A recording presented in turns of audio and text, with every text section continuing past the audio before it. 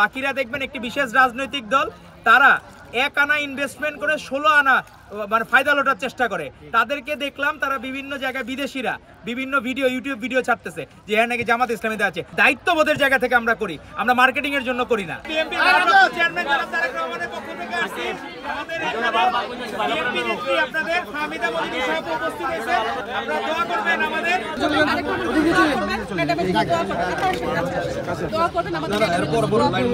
আমাদের আপসহীন দেশনেত্রী বেগম খালেদা জিয়া।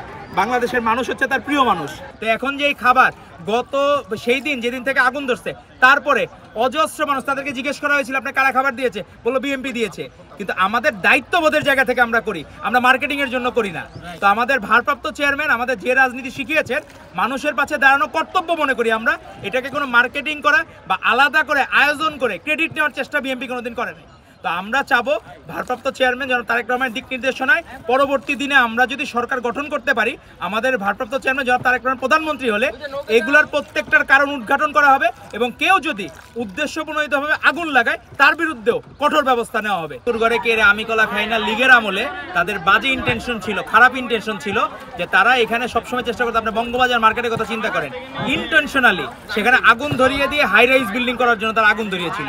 এখানেও অন্য কোনো অসৎ উদ্দেশ্য আছে কিনা, কারণ হঠাৎ করে একটা জায়গায় আগুন লাগবে, বারবার কোনো প্রিকশনের ব্যবস্থা নাই, এই সাধারণ মানুষজনের কি কষ্ট। দেশে দেশে সবার সাথে দ্য নিউজ।